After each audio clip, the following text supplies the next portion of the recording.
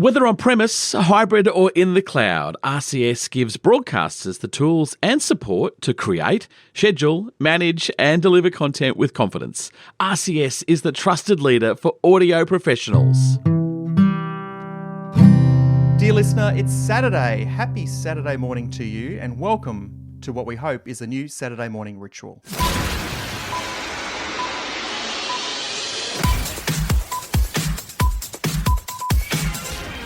My name is Wade Kingsley, and joining me on the quarter hour, although it's probably going to go a little longer today, let's face it, because it's a Saturday, we can kind of stretch our legs a little bit, is the one and only Liam Renton. Hello, Liam. Hello, Showbiz. I love to call you Wadio. My nickname for you has always been Wadio, but because we're on a Saturday morning, I feel like I have to say, hello, Wade.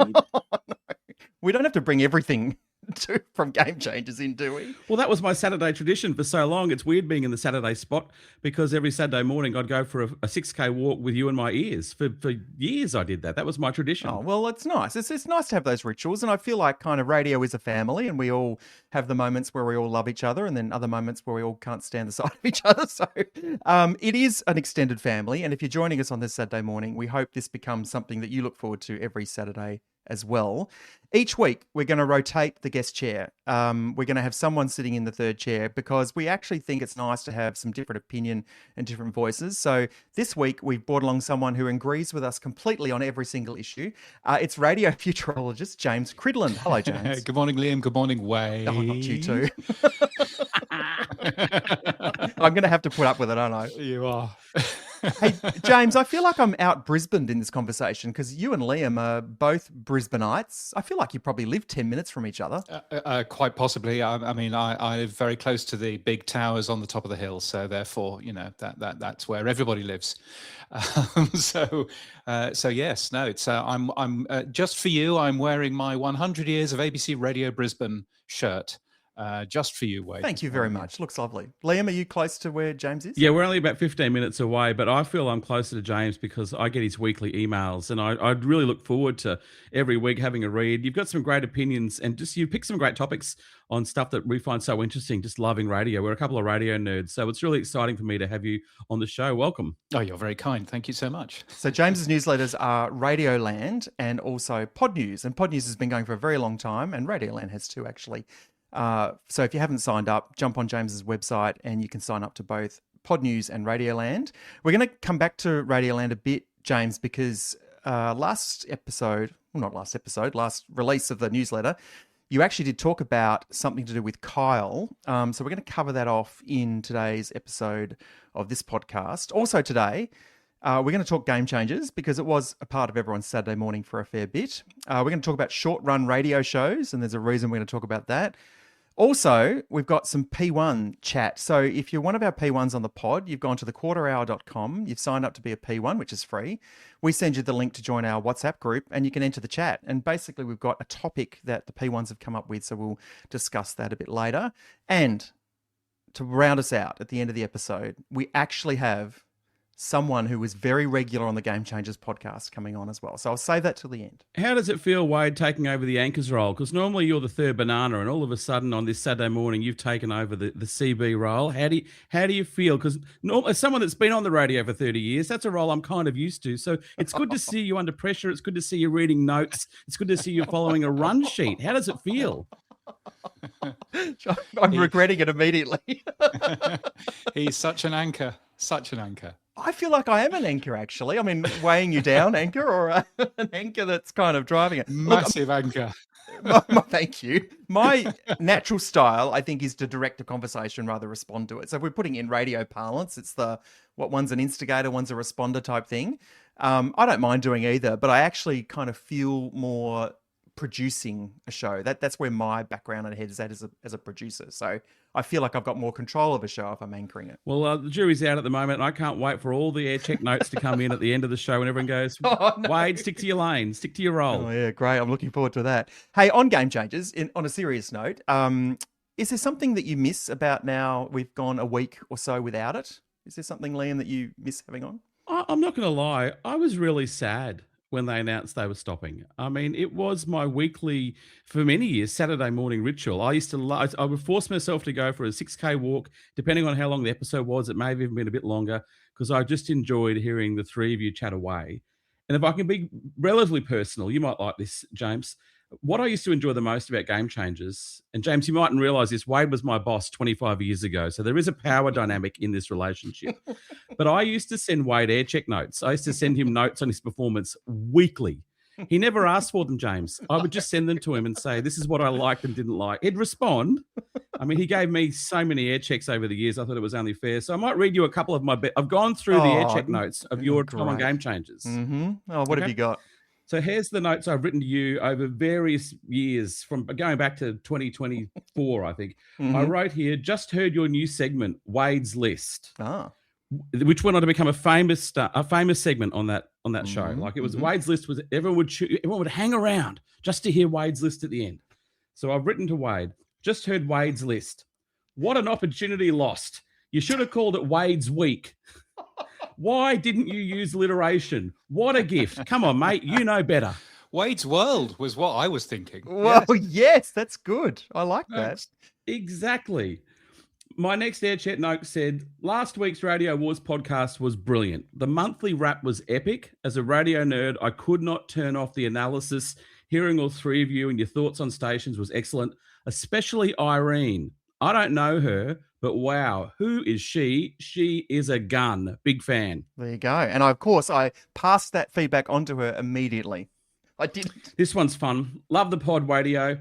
You three are starting to sound like a real regional breakfast show. In fact, you should use the line, I've been told by someone this week we sound like a radio show in Geelong. Consider it a gift from me. Geelong. Yeah, mate, this is riveting stuff that you're just reading old air checks that I didn't ask for, and now you're digging up again. All right, one more.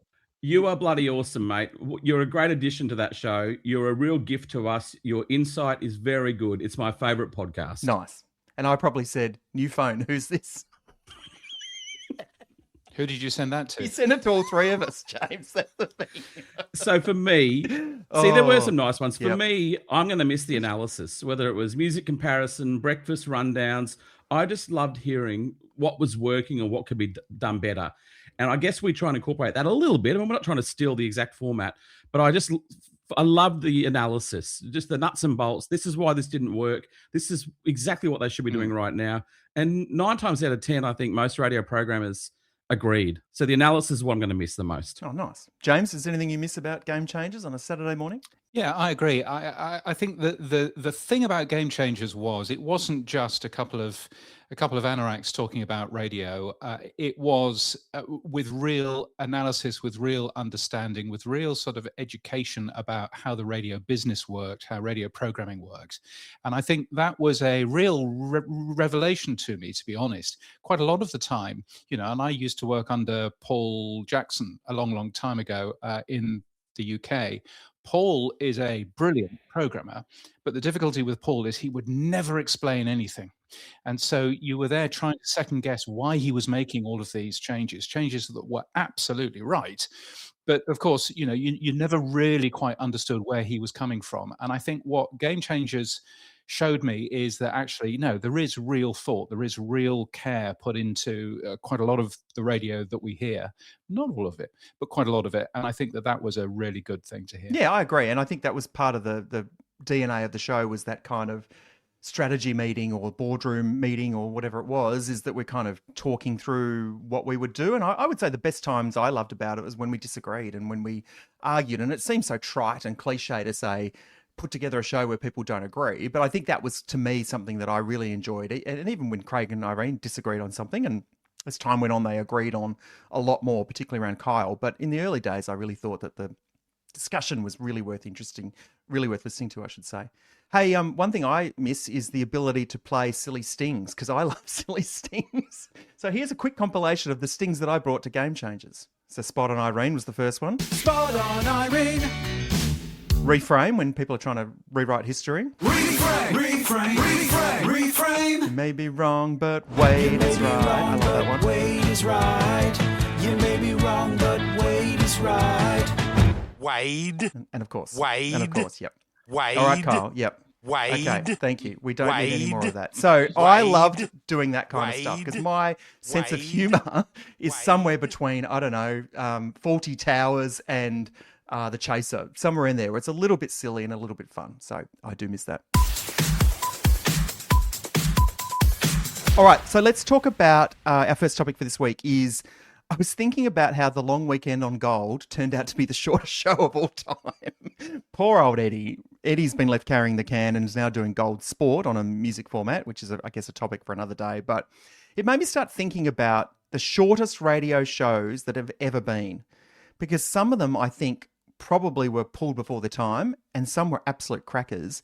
And I thought, gee, is there any other short-run radio shows that I really loved? And I absolutely went straight to one that I grew up with in Adelaide, in breakfast radio, was Garth and Steve. So Garth Russell and Steve Graham, who are on Triple M in Adelaide doing breakfast. And so this would have been circa, I guess, early 90s, something like that. And I used to be like the Kyle fans are of Kyle. I was of Garth and Steve. I love their humour.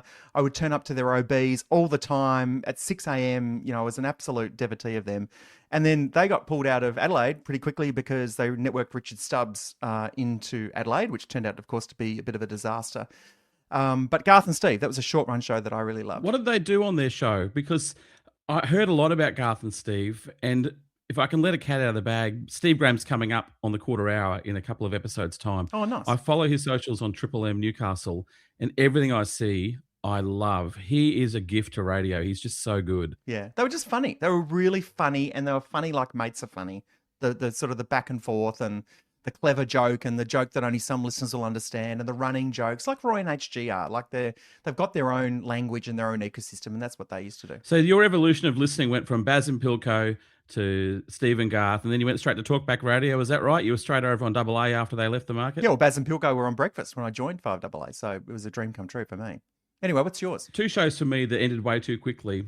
And I'm hoping you know these. The first one was in my own hometown of the Sunshine Coast. Hot 91 launched an all-female drive show in the early 90s, and it was called Jaded Ladies, and it had Sammy Muirhead and Dean Mason, and it lasted 6 weeks. 6 weeks? Wow. 6 weeks, and it was axed by their male PD, who I'm not even sure who it was at the time. And I've read in the paper where Sammy said it was because it was too girly. Yes. And I'm like, Jaded Ladies. what did you expect? It was two girls on the radio. I listened basically every day for 6 weeks, and it was just girls talking about girl stuff, and I seemed to fit right in. I love that show. I mean, I'm a massive fan of Sammy Muirhead. I think she's one of the greatest on Australian radio. And Jaded Ladies had great imaging. They used that song Jaded by Aerosmith as their theme tune. Yep. And it was just just listening to a girl's conversation. It was like being with the mums and pick up at school in the afternoon. It was a great show. Axed way too soon. And another show that really upset me that it was axed was Rod and the Flack. Oh, now where were they doing? Look, they had a great run regionally. They did Dubbo, Townsville, Gosford, probably a decade together. They were moved to Perth for a couple of weeks and then axed, and again moved to Adelaide for a couple of weeks and then were axed. And I just thought, what a shame. What a shame for Capital City, because one of the best radio shows I have ever heard. I used to listen to their catch-up podcast every day. Technically brilliant. Ideas and content for days. They were one of those shows that put their body on the line. Like Flack was forever getting a tattoo or marrying a listener or, eating his weight in McDonald's burgers. They were talented and they just weren't given the time in a Cap City to let their audiences see their brilliance. So I really I think Rod and the Flack could have been huge on Cap City Radio. They were great. Okay, good ones. James, have you got any? I've got one from the UK. Yes. There was a brilliant breakfast show guy called Daryl Denham who did Hallam's breakfast show in Sheffield, and they ended up EMAP Radio at the time ended up putting him nationally on all of the FMs that they owned on Sunday night. And it was a very near the knuckle show. It was rude, but it was under UK rules. So you can't swear. Right. You can't actually talk about sex. You can't, it was very, very full of innuendo. The name of the show was Unshaven Haven, right? And that was about as far as you could go. One of the features of this show was ringing a call girl, and you would take bets with the other people in the room about how long you could talk to her about news and current affairs before she wanted to start talking about sex. Right. So, this was the sort of thing. Anyway, it lasted 1 week. Oh, 1 week. no. It was then 5 weeks of music and just breakfast show reruns. And the rudest thing was the name, because they couldn't change that. And it lasted for a total of 6 weeks, but only 1 week as the actual show, which I recorded. And I recorded it onto a CD. And my girlfriend at the time found a CD in my desk that said Unshaven Haven. And you can imagine how that went down. Very Yes. funny. Did she throw it out, James? Was the CD thrown out? I had to convince her that it was actually a radio show. Yes. And you're like, here, listen. And she's like, no, thanks. James, I almost forgot there was a very short-lived, fantastic breakfast show back around 2001, 2002 that was in the city of Young, New South Wales. And it was when their regular breakfast host was God. away. Here we go. And they hang on, calm down. And they put on this fill-in show called Susan the Wade. And, oh, that's right. It was Wade Kingsley. Wade was on air for a full week. He did breakfast in Young, the cherry capital of Australia. And just between you and me, James, email me your details. I'll send you the air check. I've Liam, still got the air check. You from that do week. not have that air check. Don't pretend that you have that air check. It's been destroyed. It's nowhere near the National Film and Sound Archive. It's ditched. You'll never Give find the it. people what they want to hear, Wadio. People want to hear Susan the Wade. Oh, well, listen. Wow. If you're talking about dynamic duos, I listened to yesterday's episode of the Quarter Hour because I always listen to the ones that I'm not on, as you've said. Of course you do. and I tell you what, you and Rob McKnight, what I want to know is which one is Bruce and which one is Phil. You two old duffers talking about how Dr. Chris Brown won't work and TV people won't work. You haven't even heard him on radio. How would you know he's not going to work? Hang on a second. We have heard him, and he was on Nova Drive for 3 weeks just a month ago. I meant you haven't heard him in situ hosting a breakfast show. How do you know he's not going to work? Well, hang on a second. Those words didn't come out of my mouth. Oh, right. Who said it the then? one? Just There's Rob. the 303 bus to the city. But Rob did have some good points on the lack of, I guess, authenticity that we find sometimes from some hosts, which is what his point was. But no, we've heard enough of him to know where we're going to roughly go.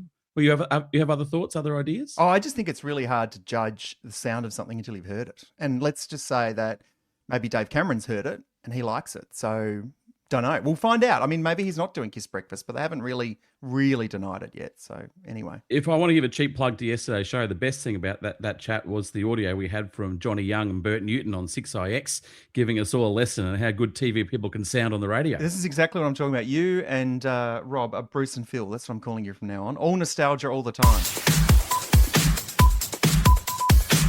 Great technology is only as powerful as the people using it. RCS Academy offers self-paced online training and certification across Zeta, G-Selector and Acquirer. Whether you're developing new skills, training your team or looking to get more from your RCS products, RCS Academy provides practical, industry-focused learning you can complete at your own pace. To learn more, contact RCS today. Hey, let's get on to Kyle. Speaking of authentic personalities, or we believe to be authentic personalities, the reason we put the short run show in the topics today was because I have a prediction. I actually don't think Kyle's show will last beyond the end of next year. This has got nothing to do with what Kyle's doing in terms of content, and it's got nothing to do with subscription, paying for it or not, and it's got nothing to do with the fact that he isn't a successful person. I honestly think that it'll get to the end of next year and it will feel too much like hard work and he might get bored with it. And another radio group may or may not, whether a current owner or a new owner in the future, might offer him, look, mate, just come and do the show. Come and do the show. We'll pay you lots of money and you don't have to worry about anything else. You don't have to worry about the technical issues and the streaming stuff and all that, and you get to do it. So if I was to place a small bet on it now, I would say that I think Kyle's show, as it sits right now, will go to the end of next year and that's it. Now, James, you have actually written an article around the business behind Kyle and Will It Work was the headline. It actually really stunned me, the opening paragraph, because you actually said, putting aside the puerile content, I actually really want this to work. So why do you want Kyle's show to work? Because wouldn't it be exciting if there was another route for radio other than having to survive on whatever ARN want you to do or whatever SCA want you to do? It would be fantastic, you know. And I think I actually launched in my dim and distant past. I launched the first streaming radio station mobile app in the world. And at the time, people were talking about this could be the new radio, and it's not really worked out that way. But perhaps now this could be a thing. I mean, the issue of what the content is one thing, but actually, wouldn't it be great if we could actually get something which was there where you didn't necessarily have to worry about broadcast law, where you could do, various things online? That would be a fantastic step forward. And actually, one of the things I was saying last year, I was laughed down for it, but one of the things I was saying last year was that the ACMA should be basically turning around to ARN and saying, you should, you can absolutely have Karl and Jackie O still doing their show, but not on an FM dial. So you can stick it onto the iHeart app. I think that would have been a tremendous take up for the iHeart app, but they didn't, obviously do it for very good reasons. But yeah, no, I think it should be really interesting. The only radio DJ that I can think of who has made this sort of change has been Howard Stern, switching over to Sirius XM. But to be fair, he came with another 150 channels. Kyle comes with Kyle, and that's kind of it. So, yeah. Yeah, and I think one of the things that I was interested in your Radioland piece is you were talking about the costs. Now, we all know the revenue because it's public. There's $99 fee annually, and, he's claiming he's got, 20,000, 30,000 subscribers. Who knows the truth, but he's claiming he's got quite a few. And look, you'd probably believe that the hardcore fans have signed up early, so maybe that makes sense. But one of the things you talked about was the cost of streaming for the listener. What does that mean? Yeah, so I mean, it obviously costs you if you are, using your mobile phone to stream. And a lot of people are in cars; they're listening to, Traffic and Travel on the radio and all of that kind of stuff. So, it's important that they can afford the actual streaming costs. The conversation has always been in the past that actually people won't be able to afford the streaming and the streaming is very expensive and blah, blah, blah. That seems to be absolutely not the case. There's research from the ACMA again, firstly saying that actually only a small amount of people listen to streaming radio, but also saying that typically, most of us have 69 gig in our mobile data every single month, or mobile data, if I can translate it for you. But that the monthly average usage is only about 15 gig. So we've actually got, all of us, more data than we actually need. So from a point of view of will people be able to afford it in terms of streaming in the car or on the bus or on the train, on the way to work, or even trams, then the answer is yes, they can certainly afford that. So that's probably pretty good news in terms of audiences affording it. And what about his costs? So we hear about his revenue, but what about his costs? He's got a live streaming platform. He's using a platform called Uscreen. He's got video and audio. Plus, I assume he's got credit card sort of payment costs, and there's music rights and stuff. So what do you know about his costs? Yeah, so his membership platform has quite high costs in terms of live streaming, because it's the live streaming actually that costs from their end. They've gone off the menu, if you like. They've gone off what is actually available on their website. So they're going for more. My assumption is that firstly, they're taking 5% of revenue. Secondly, they're taking $1 per subscriber per month. And then there's the cost of the live streaming on top of that. That could be a really high cost. And depending on what they're paying, they could be spending as much as $1 million Australian for that. Then you've got, the credit card payment cost. That's $2 a subscriber, so that's fine. You've got music rights costs, which is not going to be cheap. Then you've got Apple and Google, who are taking up to 30% for payments made on the app, which has been kind of forgotten about in this. But Apple and Google will both take money if the MFW are listening. Apple and Google is profiting from Karl's content, just saying. And then there's ARN's settlement, which apparently has already kicked in, which is the 19.9% of revenue that they will be getting from this as well. So basically, Karl loses 50% of his cash from all of these costs. at least, plus the cost of Uscreen, which is pretty expensive as well. And then, of course, he's got to pay everybody. And, some of the people who he's got working for him were on very high salaries, and they will not have moved for, half of their salary. So, if it's 20,000 people who are signed up already, firstly, I think that's probably better than he can probably achieve. But secondly, 20,000 is a lot of money, but actually it's not enough money to run this at all. So I suspect he's going to need quite a lot of brand conversations. He's not taking advertising, but certainly, taking promotions, taking sponsorships, all of that kind of stuff, because otherwise I can't really see a way that he can actually make this pay. James, is there a world where a giant tech company comes in and buys it out from under him, or he sells it to an Apple, to an iHeart, to a Virgin Radio? Could someone buy it out from under him? I mean, you could see that happening. I mean, arguably, he would have been better off selling it to iHeart, which of course is ARN, to actually use there. I wonder whether or not the streaming platform that he's on is the right platform. There are other ways. If you want to watch News 24, for example, then you can sign up on YouTube and watch that, which is a really strange old thing. But if you try searching for News 24 on YouTube, you can see that YouTube will actually take your credit card. And they certainly won't be paying anywhere near as much in terms of the costs for that. So, there's a possibility that somebody might buy it. But at the end of the day, people buy profitable businesses.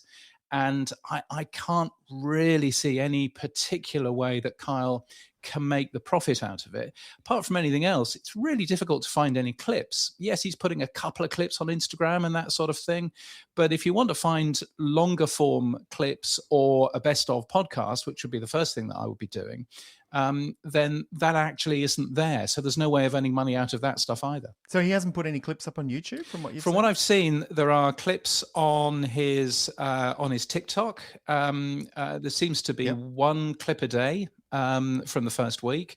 I haven't found any clips on YouTube. I haven't found any clips on Instagram either. Interestingly, I have seen a few cross promotions from the old Kyle and Jackie O stuff, which is interesting. Oh, right. But so I haven't seen too many of that. And of course, given that his podcast, or the Kyle and Jackie O podcast, and of course the thing that is forgotten about all of this is quite a lot of people that were listening to Kyle and Jackie O weren't necessarily fans of Kyle.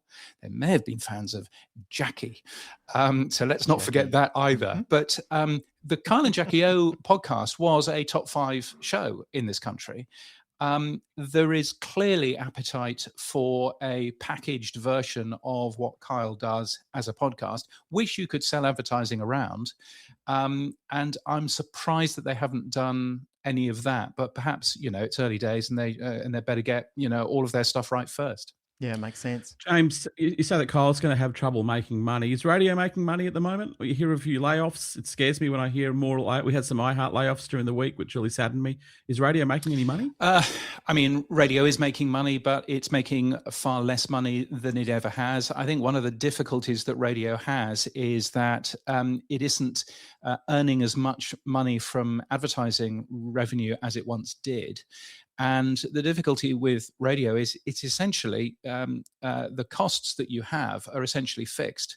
You've got to pay for a building in most cases. You've got to pay for a transmitter for your music rights, for a broadcast license in some cases. So you've got to do all of that kind of stuff. Those are all fixed costs. And it doesn't matter how much profit you make or not. It doesn't matter how much revenue you bring in or not. Those costs still have to be paid. And so it gets, a 20% drop in ad revenue is quite bad for a radio company because, all of a sudden their profit margins get really, really slimmed out. So is radio making money? Some of it most definitely is still making money. Some of it certainly isn't. And the data that I've seen from other markets outside of Australia seem to show that the big radio stations are still making money, but quite a lot of the smaller radio stations, in rural areas, in smaller towns, those aren't making the money that they used to. And that's probably why we're seeing, a ton of people, unfortunately, leaving the industry. And just to wind this up, James, yesterday ARN had their results out, their annual results. Revenue was down a fair bit over the year. What did you make of what you read yesterday? Yeah, I mean, it's interesting. So they've saved $5.3 million in talent costs. They've saved $9 million in salaries. It must be lovely if you work for ARN. Very talented people working for ARN, seeing that they're not actually written under the talent line, but under the salary line. But I think one of the things that I thought was interesting, and they made a big play of this, but they claim to have 25% metro audience share. So they claim to have 25% of the market, but they're only making 18.5% revenue share in the metro areas. So they see that as an opportunity. They reckon that there's $38 million extra that they can make if only, those would be on parity. I think the difficulty there is that, why is revenue that way anyway? Why was revenue down for ARN 14% year on year? They've pinned much on that, on brand safety issues with Kyle. Well, he left in February. And these are first half results. So, there's a lot to have a look in there. I wonder whether there is something. The issue that I have when I'm writing about radio businesses is that what ARN will call their digital business is going to be different from what SCA calls it, or what Global in the UK or iHeart in the US call it. But if you look at iHeart in the US, for example, 16.5% of their revenue is from podcasts alone. And when you have a look at it from ARN's point of view, it's a significantly smaller number. It's 11% from their digital business, whatever that is. EBITDA for that part is up 55%. But as I say, does Gold on DAB in Brisbane, does that count as being the digital business? I really don't know. So podcasts have grown $1 million year on year, but how much of that revenue is from podcasts in total, we really don't know, I guess. Yeah, I mean, and we really don't know, back to Kyle, what his numbers are, because he doesn't have to tell anyone anymore. He owns the company, and he doesn't actually have to report it to anyone. I assume he's got a couple of investors he might tell, but they probably are conversations you have in, Weirdly, the only people that he'll have to tell is ARN for the 20% share that they've got. But he can say whatever he likes to the press, because he's not a publicly owned company. So I think anything that he is saying to the Australian, on Monday, for example, I think we should just, take a pinch of salt with that, because he can say, and Bruno can say, anything that they like, because actually it's not going to harm anything, really. Yeah, they can indeed. Well, it's great analysis in Radioland. So if you haven't read it, check out James's great newsletter, Radioland, where he goes through it. The only other question I had, James, on all your financial analysis of Kyle's show was, how many napkins did you use to come up with those numbers? Quite a few. Those great big napkins that you used to get in Sizzler. Yes. Yes. Are there still Sizzlers in Brisbane? Sizzler. There are no. How dare you? How dare you? There are no Sizzlers left in all of Queensland, from what I understand. In fact, the only Sizzler that I believe is left in the entire country is in Sydney Airport, which tells you more about Sydney Airport than frankly anything else. But anyway, yeah. I couldn't resist a little Brizzy dig there. I do love Brizzy. I lived in Brizzy. Don't at me. So I've got, so far on this new format, I've perhaps isolated Queenslanders and now isolated Kyle fans. And look, if you are a Kyle fan, you're welcome, of course, but we're not the cheerleading podcast. We're the Discuss It podcast. If you want the cheerleading podcast, we've created one. It's called the Kyle Cast, hosted by Bella. And on today's episode, which you'll find in your podcast feed, she's actually got Mayo, the producer, who has a really good chat. What a score. Mayo dishes the dirt and tells us what's going on behind the scenes. And what's even hilarious, what you couldn't see on the video feed that we got to see behind the scenes, is Kyle's walking around in the background as Mayo's talking about her boss, Kyle, who's walking around in the background while they're recording their podcast. Well, interestingly, they must have recorded that interview on Thursday, I think, because he wasn't on air on Friday. The first time he's had a sickie in his new environment. And I think the phrase is, you pay for Kyle, you get Kyle. Well, maybe not all the time, because you are paying for Kyle, except for yesterday you got Brooklyn. But Brooklyn did a really good job filling in as a host. All right, well, I want to wrap it up with a couple of things just to round us out this week. First of all, I promised that we would have a game changer on the pod this week. And I'm sure you both will recall one of the most popular guests on the podcast of Game Changers was the lawyer, Michael Byrnes. Now, a little fun fact, he was on the quarter hour first. We found him, we discovered him. He sent me a message saying, Game Changers want to have me on. I said, go for your life. We don't worry about them. And lo and behold, he became a very good regular. But of course, now with Game Changers finishing up, it means that he's available again. He replaced you, didn't he? When you left the show, he took yours. He took the third wheel. He was the new Wade. Well, he's a legal expert, and there's lots of legal issues to discuss. But anyway, he's a free agent, so I'm glad to report that he's now free and he can join us on this pod. Hello, Michael. Hello, Craig. Hello, Irene. It's Wade, actually. How are you, Michael? I'd like to tell you that without any equivocation and without giving specifics and just talking in general terms here and casting no aspersions without fear or favor, that I'm well, thanks for asking. Right, okay. What's the latest with Jackie and her legal position? My view on that, based on the evidence available to me and the evidence presented before the court, before His Honour at the Supreme Court of New South Wales, GPO Box 9994 in your capital city. It's the ABC. That the details on that document are inadmissible based on the very fact that, and you have to remember here that the matter is prima facie, something Latin words. Right. Not really telling us anything, Michael. All right, let's change tack. How was your morning this morning? Well, I have to tell you, Craig, It's Wade. that I went for a walk this morning, and while it was a somewhat beautiful, or some might say picturesque morning in very general and broad speaking terms, that I was walking without any appropriate shoes on, and as a result, a bee stung me quite badly. Oh, that's terrible. Where did it sting you? On foot. On foot, right. It stung you? Yes, on foot. Right. Michael, we might have to leave it there. Can you come back another time? It would be great to have you back on the pod. Look, that would be my pleasure, Irene. It's Wade. And let me just say, for the avoidance of any doubt, that should the matter of the rest of my weekend be brought before the court, then the most likely court I'll see this weekend is a tennis court, because my style of speaking in such eloquent and well-educated phrasing does suggest, or in fact implicate me as a weekend grass court competitive tennis player of some note. Yeah, it does sound it. Now, how much is this going to cost me?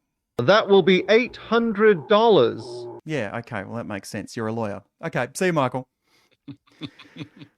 Michael Byrnes. He'd be a paddle player, surely. Yes, something like that. Well, he's very well spoken. I don't really understand a lot of what he says, though. But Michael Byrnes, so he might become a regular on the pod. Thanks, Michael, for coming along.